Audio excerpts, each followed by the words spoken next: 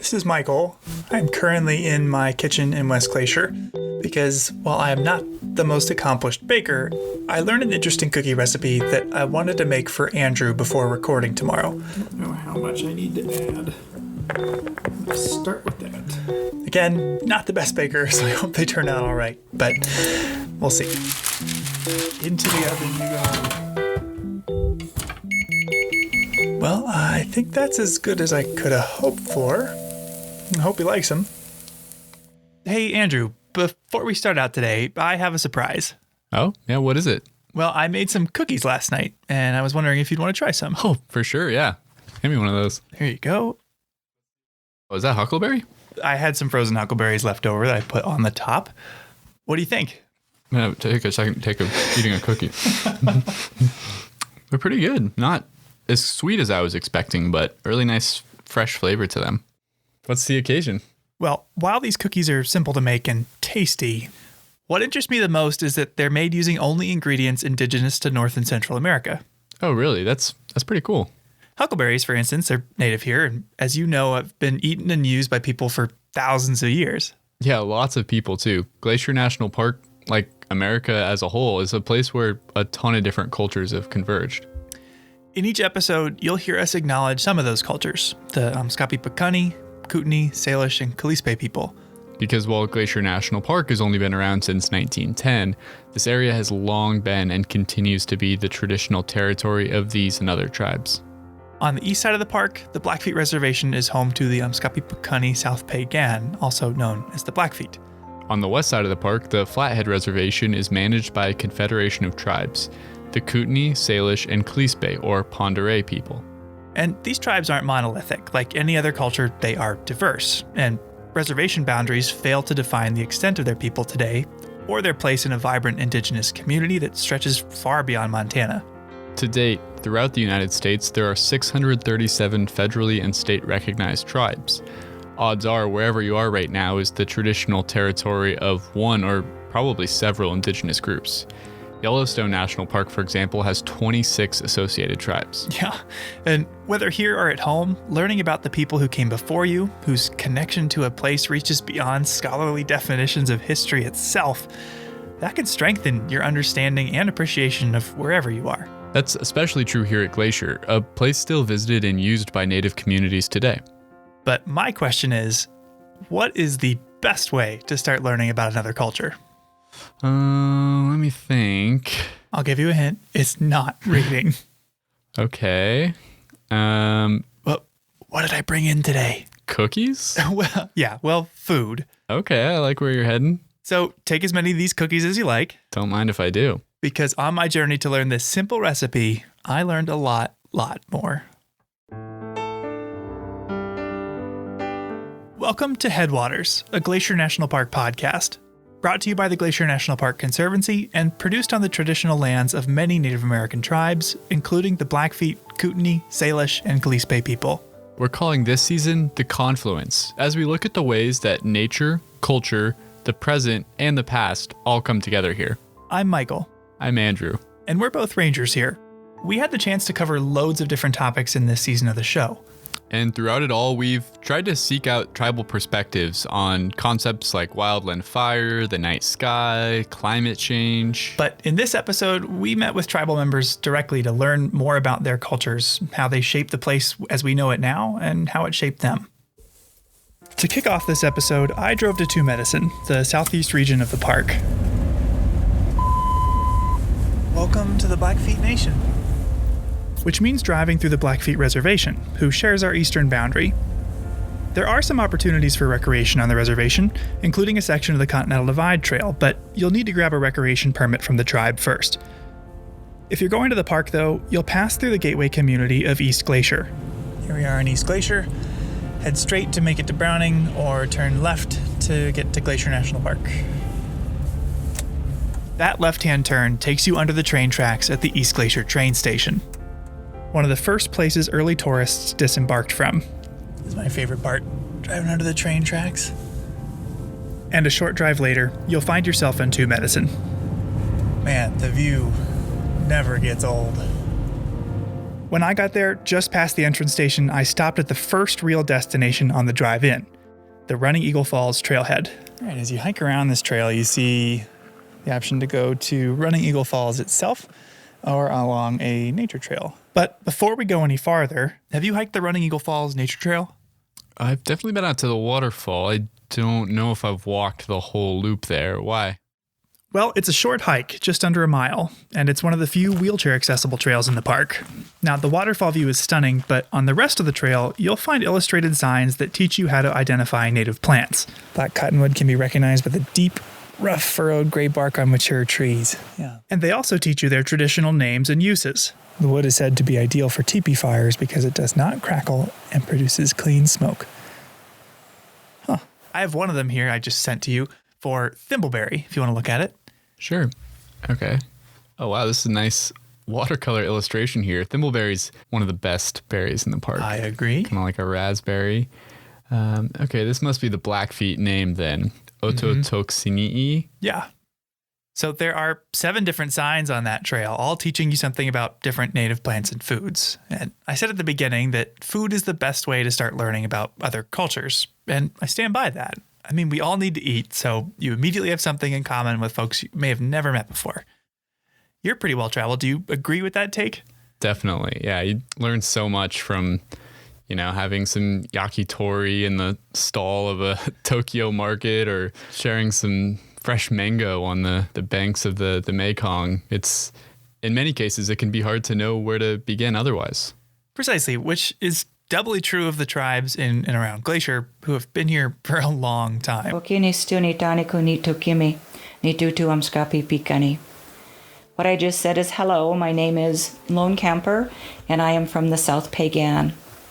You know it as Blackfeet, but we call ourselves the Umskapi Pikani. I met with a Blackfeet tribal member, whose English name is Darnell rides at the door, who told me about the history of the Blackfeet in this area. Well, we've been here since time immemorial. We have always been here, is what we say, as the Nitsitapisani, the real people. And Creator gave us this area to take care of. And we are very unique because we are, as the Blackfeet, the Blackfoot Confederacy, we're the only inhabitants that are in the original territory that Creator gave us. Now, Two Medicine, where I went, was an area primarily used by the Blackfeet, much like the rest of the east side of the park. But there are a lot of tribes associated with the land that is today Glacier. Yeah. The Kootenai, for example, predominantly used the area on the west side of the park. I've had the chance to learn some of their stories about Lake McDonald. That's right. And a lot of these stories were shared with the public and the park by tribal members like Vernon Finley. Okay. My name is Vernon Finley. I am a member of the Confederated Salish and Kootenai tribes that are on the Flathead Reservation just south of Flathead Lake, which is south of Glacier Park. There are 2 culture committees on the reservation, and I'm the department head for the Kootenai Culture Committee. I had the chance to sit down and talk with Vernon about the Kootenai. And as with the Blackfeet, they've been here for a long time, longer than you could really wrap your head around, which Vernon described using the Kootenai language as an example. However, the Kootenai language is a language isolate, which means, according to linguists, they haven't been able to link it with any of the families of languages that are around. It's a family of its own. For as long as languages have been spoken, the Kootenays have only been here. The Salish, you can link them with other tribes out to the coast and up the coast. You can link the Dene further south. You can link all the other languages with everywhere else. The Kootenai has only always been right here. And you needn't look far to see imprints of this ancient history. Features throughout the park bear the names that tribes gave them thousands of years ago. Place names can give you markers, land markers, but it also tells you what our people did at a certain time. But not all of them. In the geographical documentation, they changed the names a lot, especially the mountains. Got English names, but we already had a name for that. And as Darnell mentioned, many names in the Blackfeet and Kootenai languages were more than mere titles, but often served as instructions of sorts. You knew which one was the pass to go onto the other side of the mountain. You knew which one that was and how it was named in your language. If you didn't know where you were, you didn't know where you were going. Knowing where you were going is of tremendous importance to the tribes in this area because they might have used the land in Glacier, but they would travel far beyond its boundaries. We were good at it, very good at it. You had to know. We had runners that would go out in this territory, which ranged all the way from way up on the North Saskatchewan River to the Yellowstone. That's a lot of territory. The Kootenays were well aware of the existence of the world. There's coyote stories that describe going across the ocean and the lands on the other side. An awareness of the entire world was there. The Kootenai, Blackfeet, Salish, and Kalispé or Pend d'Oreille people all traveled far and wide throughout the course of the year. Their routes through Glacier in many cases became the routes that roads and trails follow in the park today. But wherever they went, these tribes had access to similar foods. Foods like some of the plants on the signs at the Running Eagle Falls Nature Trail. But I didn't drive to Two Medicine just to read signs. I mean, as we're doing now, I could have just looked him up on the computer. I went to Two Medicine to meet with Mariah Gladstone. My name is Mariah Gladstone, and I am a descendant of the Blackfeet Nation. I am the founder and operator of Indigikitchen, which is an online teaching tool dedicated to re-sharing information about Indigenous diets. Indigikitchen is essentially like an Indigenous food network, teaching people how to cook using native foods. Oh, that's such a cool idea. It is. I also sat down in the studio with Rose Bear Don't Walk. I am Bitterroot Salish and Crow from the Flathead Indian Reservation, and I currently am a Salish ethnobotanist. And let's pretend for a minute that I've never heard the term ethnobotanist before. What does that mean? Well, somebody who studies ethnobotany. Ethnobotany is the study of different cultures, groups of people, societies even, and their interactions and relationships with plants, whether it's for tools, for food, or religious purposes. And I wanted to talk to them both not just because they're knowledgeable, and they are brilliant, but because they have a background in teaching others about native foods. Of course, middle schoolers are always interested in any skills that will help them survive zombie apocalypses. Talking to people about science and talking about plants and... So they can do it all.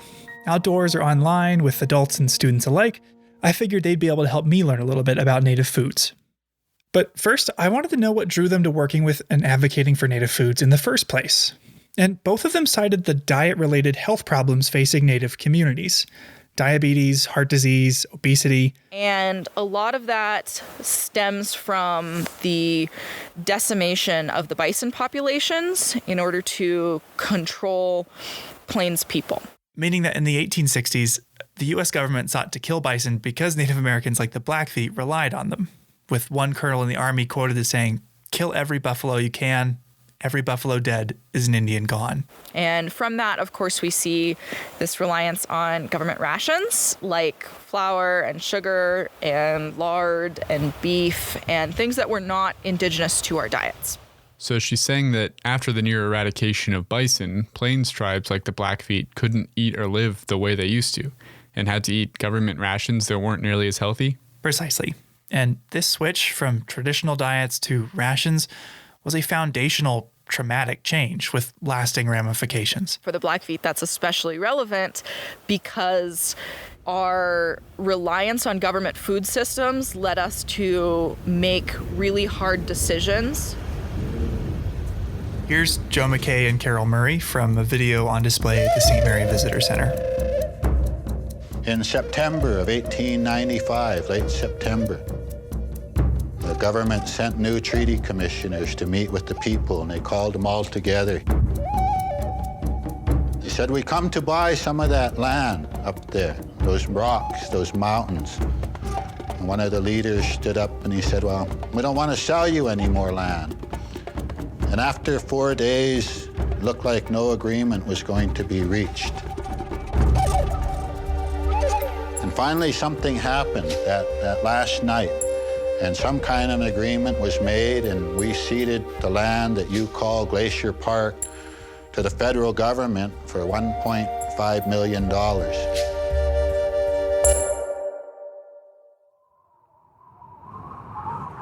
I think one of the real big impacts of why they sold the land, if they so sold it, is we had a starvation winter in 1883-84. I believe they thought that the money would provide resources for them to survive. Our people were literally starving to death. As a Blackfeet person now that sees the land that I'm standing on in Glacier Park and how our ancestors lost that land from our reservation space so that I could exist today, that is something I consider to come with a huge amount of responsibility to take care of these lands. Wow. Yeah. And I know stories like that are far from rare across Indigenous communities. Which means that Mariah and Rosa's efforts to share knowledge of Indigenous foods are resonating far and wide. Well, okay, you've set the stage, or table, so to speak, but what would a traditional Indigenous diet look like?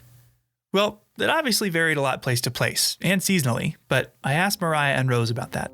A lot of it was shaped by the coming and goings of different game animals, like when the buffalo are ready to be hunted, the winter, kind of like the winter hunt and the summer hunt. Pemmican mixes, so dry meat mixed with different berries. Of course, in the summertime, we have lots and lots of plant foods that we have access to. Root vegetables like prairie turnips to biscuit roots, all of which are root vegetables. Fresh greens, things like false Solomon seal, nettles, which I'm looking at right now. A lot of these foods could just be harvested and eaten, but some required preparation, like Indian ice cream. What's Indian ice cream? Which is made from foam berries. They picked it, they put it in a bowl, and they whipped it up with some water. And it made just this beautiful foamy little concoction. Whoa. And you're familiar with our local plants. You know camas? Oh yeah, it's a beautiful blue flower. Well, while it has a pretty flower, it was actually their bulbs that were an important food source. The bulb being the organ the flower stores food in under the soil. Yeah, with onions probably being the most famous example of a bulb. For really traditional food, we can see things like camas bakes and the camas bulbs that were harvested and baked in a pit. And the process of preparing the bulbs, a camas bake, might just be the most complicated recipe I've ever heard of. One of my workshop ideas was to do a camas bake. And so a couple other young women and I got together and we did the thing. How long did it take? So traditionally, the camas bake is 3 to 4 days in an earth oven. How do you make an earth oven? Okay, so you dig a pit. You need enough space in the hole to lay a layer of rocks. And then you put alder branches and ferns and skunk cabbage in there. The proteins in there, which are generally not very digestible if you eat them raw. It takes a really long time to break those things down. And then you kind of cover that with dirt. You get those rocks at the bottom super hot in a fire, and you kind of dump them in there. And you have a stick in the middle, and you build around that stick, pull the stick out, and you pour water in there. So when the water hits the rocks, it starts to steam. Yeah, so it's a steam cook earth oven. Whoa. Yeah. That's complicated. It is. All those sugars and starches in the camas roots would caramelize, and you would get sweet, almost potato-like starches. The trial and error process that must have happened in order to recognize how long you have to bake camas bulbs for those to caramelize into something that's really, really good. Yeah. Trying to just analyze the little examples of trial and error in my own experience trying to be a home chef, it blows my mind how many iterations that had to have gone through before arriving at that procedure. Wow, that's really neat. And the procedure has, existed for probably thousands of years now, which is incredible. Wow. And this intricate process is the sole responsibility of women. I later learned that Kootenai men aren't even allowed near the roasting pit unless it was to bring firewood. Women's roles are just so incredibly important to our societies, but also their roles in our food systems were huge. They were the main, foragers, processors, cookers, and keepers of all of this knowledge. The role of and significance of women came up time and time again in our interviews. It's a topic really worthy of its own episode. And it's no wonder they were so respected, because even a camas bake could be life and death. The problem with identifying camas for harvesting is that it was traditionally eaten after it bloomed. Oh. And we also have death camas. Death camas is incredibly toxic. And if you have one death camas bulb in a whole bunch of regular blue camas bulbs, you will get incredibly sick and possibly die. Wow, that's really scary. Yeah, and it wasn't just camas. Poisonous foods came up quite a bit. Rose hips are chock full of vitamin C. But the seeds are poisonous, right? The seeds, don't eat the seeds. Don't eat the seeds. So on top of the knowledge required to prepare food, you also needed to know what things to avoid. And some of that knowledge was passed down through stories. And the Salish have a story about that too, about the seeds. Coyote stories are based on this kind of trickster paradigm that's very prevalent in a lot of Indigenous cultures. There's usually a being in our history that, do as I say, not as I do type guy, kind of does all the wrong things. So we learn from him. And so we do have a story about him eating the berries. But the word for rose hips in Salish, it does tie to something along the lines of coyote's berry. And they call it coyote's berry because, if you eat the seeds, you get an itchy digestive system or an itchy butt. Because it's not good for your system. No. So that's how we learned. And that's why we call it that. This is a good time to slip in some advice if you're looking to forage for food. A simple rule, no story required, is that if you don't know what something is, don't eat it. Yeah, and even if you think you know what it is, but you're not 100% sure, just don't eat it. And if you're hoping to forage in the park, while you're not allowed to pick for commercial purposes, you are allowed to pick a few berries for a snack, and that's a good place to start. Looking at the amount of thimbleberries that are ripe in the immediate vicinity. Now, when I arranged to meet with Mariah, I knew we wouldn't have the time or tools at our disposal to make anything complicated. But I wondered if there was a simple recipe we could make. And after talking for a bit, she asked me to start picking thimbleberries. So I set out to grab as many as I could. Oh, that one was good. Knowing now what we were going to use them for, we spent way longer than we needed to collecting them, but it's fun. I know I've found myself carried away picking berries. Time just kind of slips away. And as I was running around in thimbleberry bushes, I was thinking about what I know about plants. As a ranger, my focus was often on the scientific side, learning how they work, how to tell them apart. Talking to Mariah and Rose, I was learning about camas bakes, about Indian ice cream, practices that date back thousands of years. And these cultural components of plants are invisible and often far more difficult to learn about than Latin names.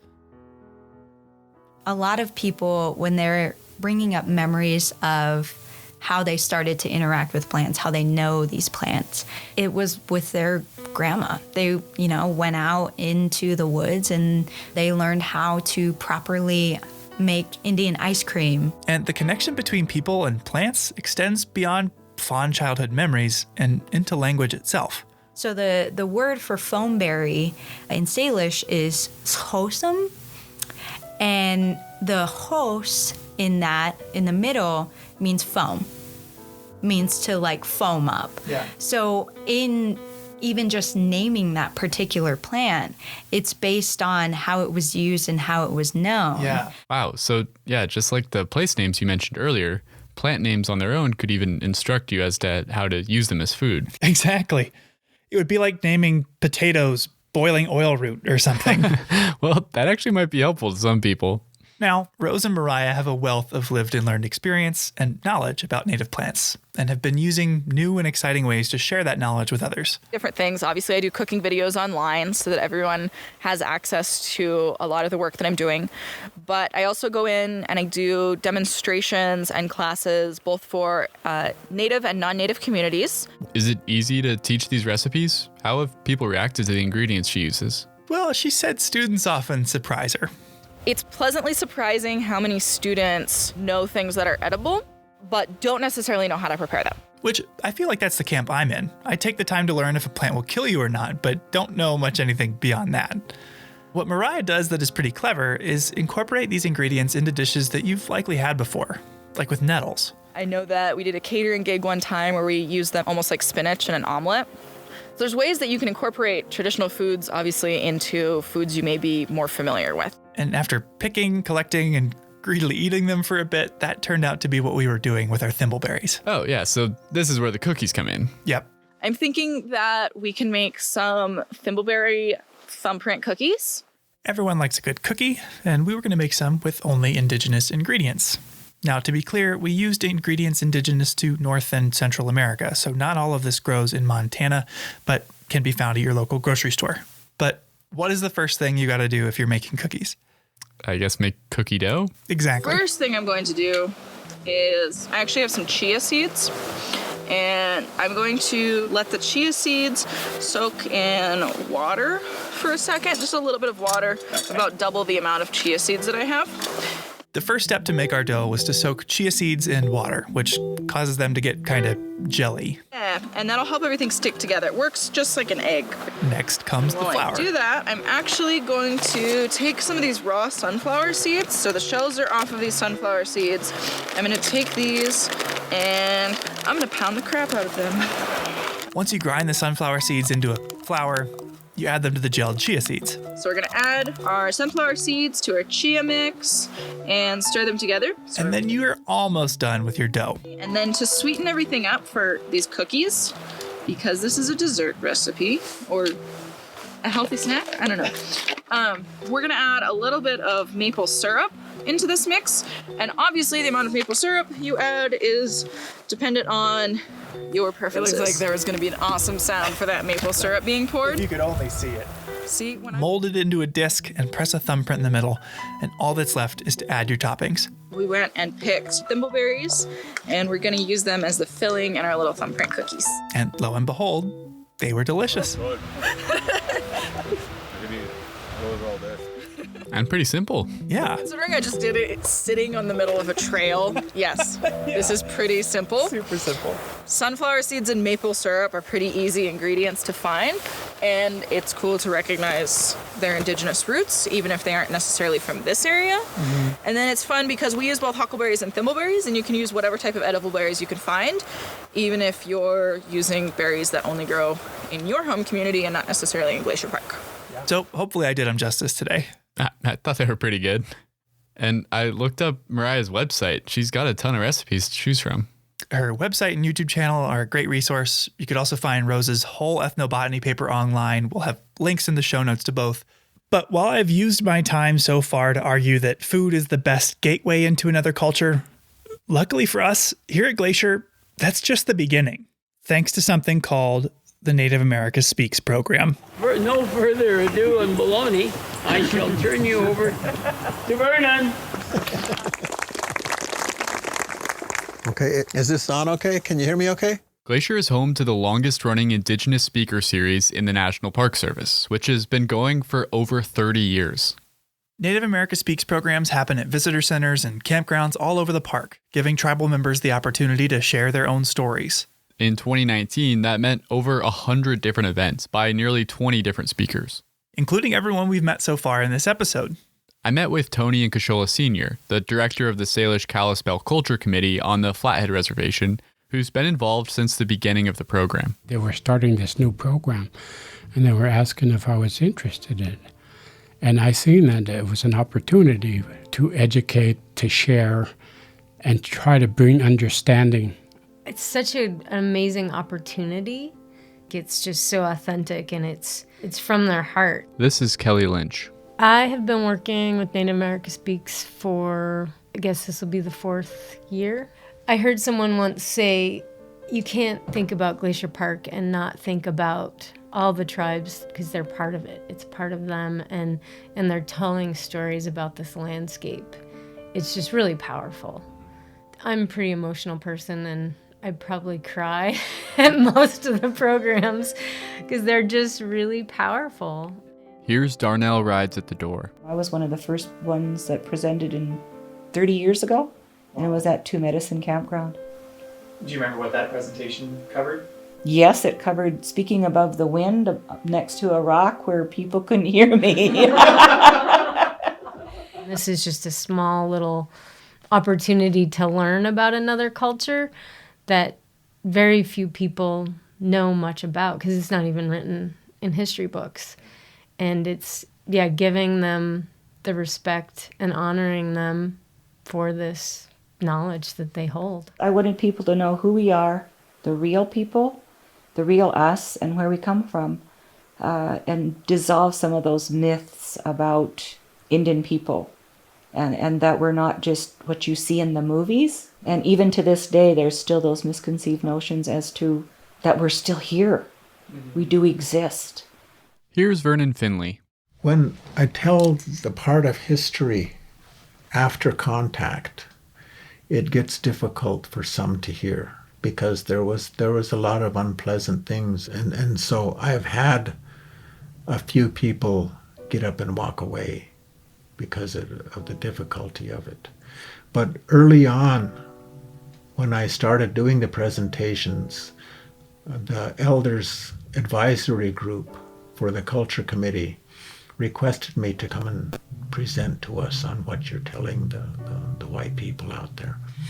So I did. I went and told them what it was all about. The eldest person there finally spoke and said, well, what you say is truthful, but truth is difficult to hear sometimes for some people.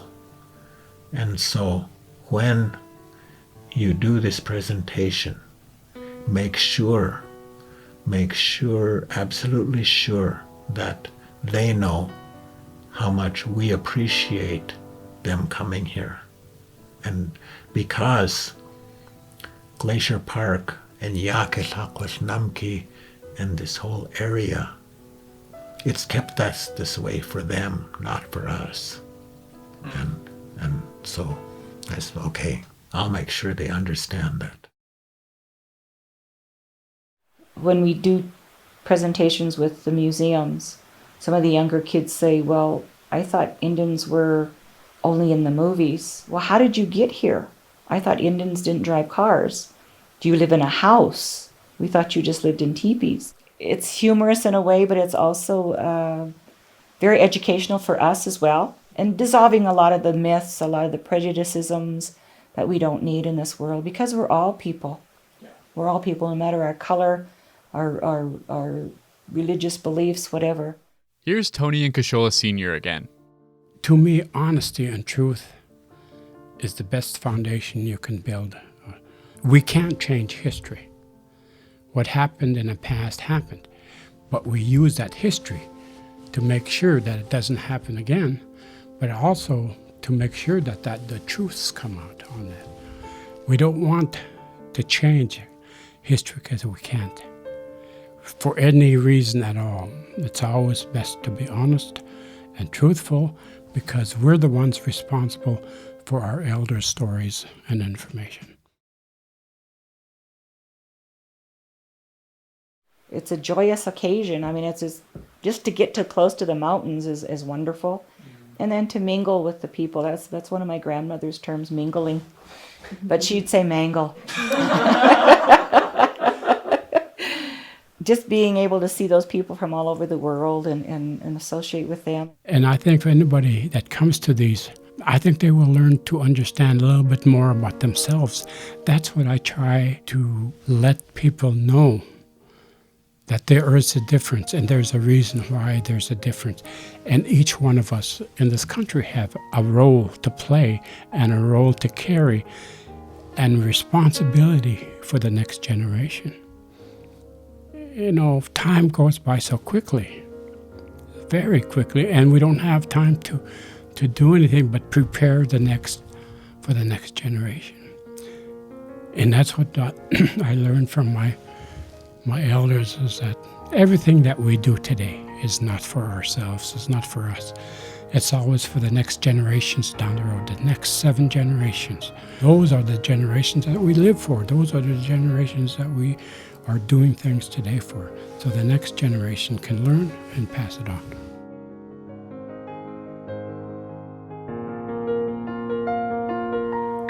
We'll hear from that generation after this break.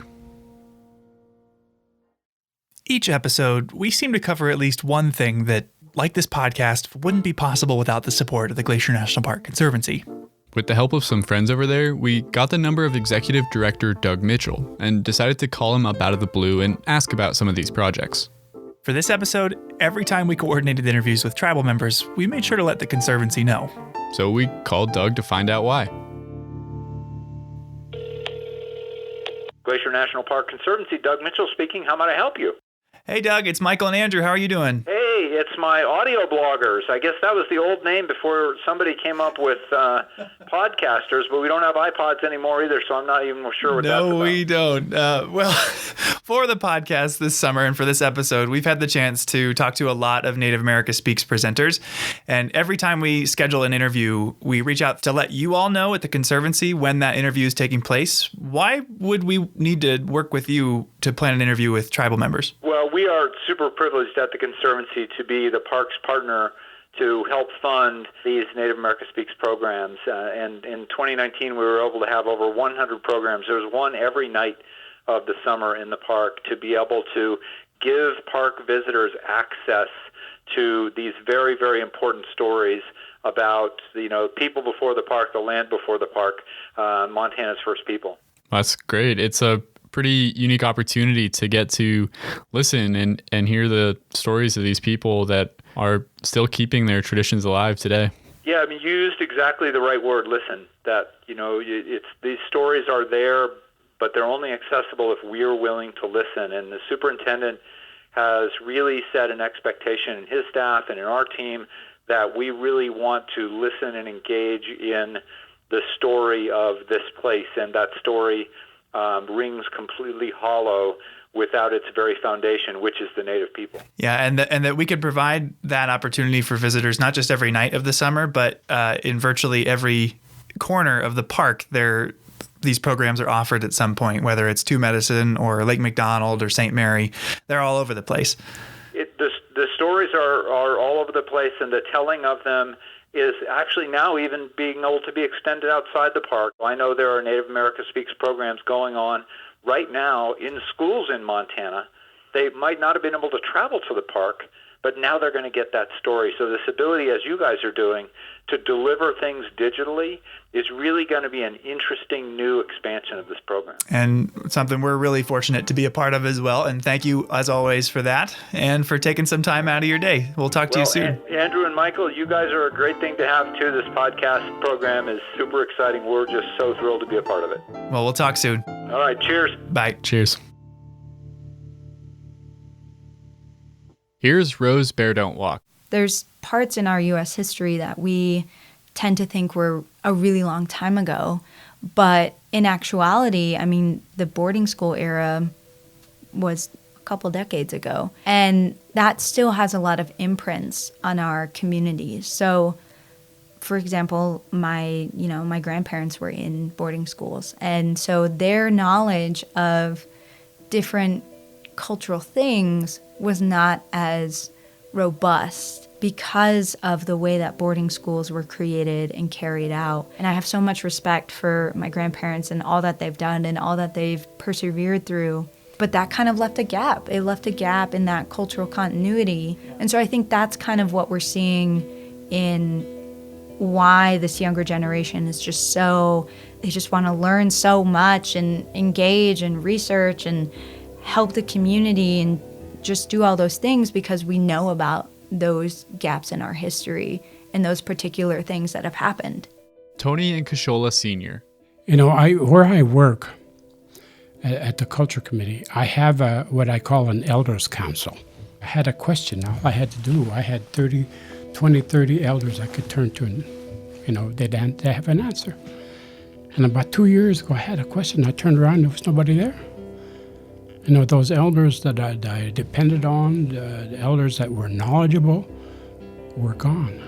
And then I realized that, hey, wait a minute, I had to answer it myself. I was next in line. And Darnell rides at the door. Grandma lived with me off and on, as well as a couple of the other grandchildren throughout her life, towards the end of her life as well. And I always thought she'd always be here. When she passed, it left a void, a great void, and it made you think, well, who's going to tell us stories now? Who do we go to ask who we're related to? She could go back 10 generations, and I'm not exaggerating, because she could. And now I'm kind of starting a new generation of elders that are younger, but I'm bringing them in, and I'm sharing, trying to get up to speed so they can take over.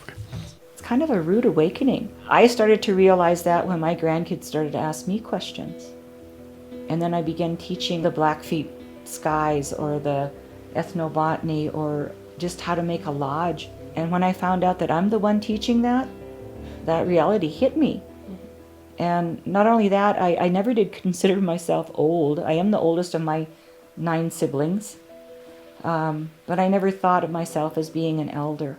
Mariah Gladstone. So my dad co-founded the Native America Speaks program, and at the time when I decided to reach out about joining the speaker series, the program participants and the speakers were still primarily elder men. Obviously, there is a huge amount of wisdom in our elders, but I also think that as Native people, we have always made it a point to listen to our youth as well. Age doesn't matter. They have a curiosity that's untold, but also diversity and uniqueness in that where there's no prejudices in their vocabulary. I think there's a big push for a lot of young people just to get really involved, and they're just so excited about it. They're so excited to learn about the culture and the traditions and things like that.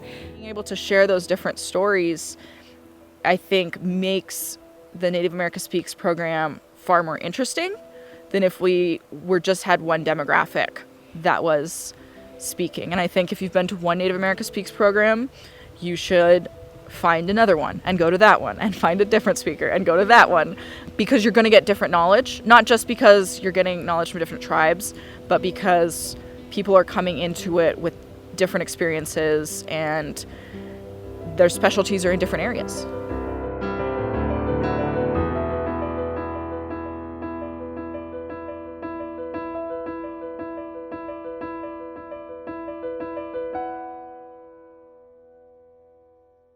That's our show for today. If you're interested in learning more about the Native America Speaks program or learning more about the cultures you met in this episode, you can find links in our show notes to the website. Thanks for listening. Headwaters is a production of Glacier National Park, with support from the Glacier National Park Conservancy. The show was written and recorded on traditional Native lands.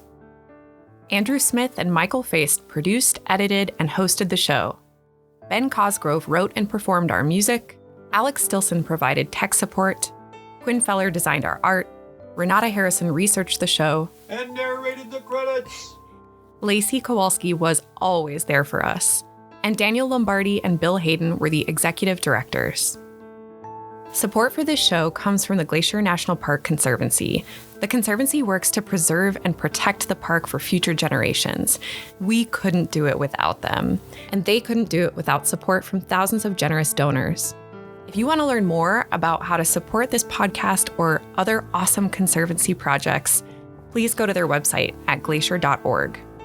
Of course, you can always help support the show by sharing it with everyone you know, your friends, your family, your dog, and also leave us a review online. Special thanks this episode to Mariah Gladstone, Rose Bear Don't Walk, Vernon Finley, Tony Incashola Sr., Darnell Rides at the Door, and Kelly Lynch.